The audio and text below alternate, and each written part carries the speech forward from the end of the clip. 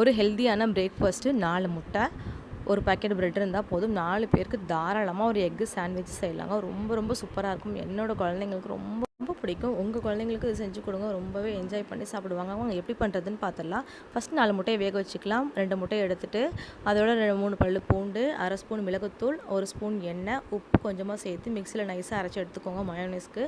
இப்போ வந்து ஒரு பெரிய வெங்காயம், ஒரு தக்காளி, பச்சை மிளகாய் 2லேயும் விதையை நீக்கி எடுத்துக்கோங்க. இப்போ வெங்காயம், தக்காளி, பச்சை மிளகாய், 2 முட்டையை வந்து திருவி வச்சுருக்கேன். மயோனைஸ் அடிச்சது எல்லாத்தையும் சேர்த்து நல்லா மிக்ஸ் பண்ணிக்கோங்க. இப்போ ஒரு பேனில் பட்டர் ஆட் பண்ணிவிட்டு ப்ரெட்டை வந்து 2 சைடும் டோஸ்ட் பண்ணி எடுத்துக்கோங்க. டோஸ்ட் பண்ண ப்ரெட்டில் வந்துட்டு ரெட் சில்லி சாஸை வந்து மேலே தடவிட்டு அதுக்கு மேலே இந்த ஸ்டஃபிங்கை உள்ளே வச்சு ப்ரெட்டை மேலே வச்சுக்கோங்க. மயோனைஸ் இருந்துச்சுன்னா உங்களுக்கு வந்து நீங்கள் மேலே அழகாக டெக்கரேட் பண்ணிக்கலாம். மயோனைஸ் இல்லைனா ஃப்ரெஷ் க்ரீம் கூட நீங்கள் இது பண்ணிக்கோங்க. என்னடா முட்டையை மிக்சியில் அடிக்கிறாங்க, துருவுறாங்க, கவுச்சி ஸ்மெல் வரணும்னு நினைக்காதீங்க. ரொம்பவே சூப்பராக இருக்கும். ஸ்மெல் வராது. ட்ரை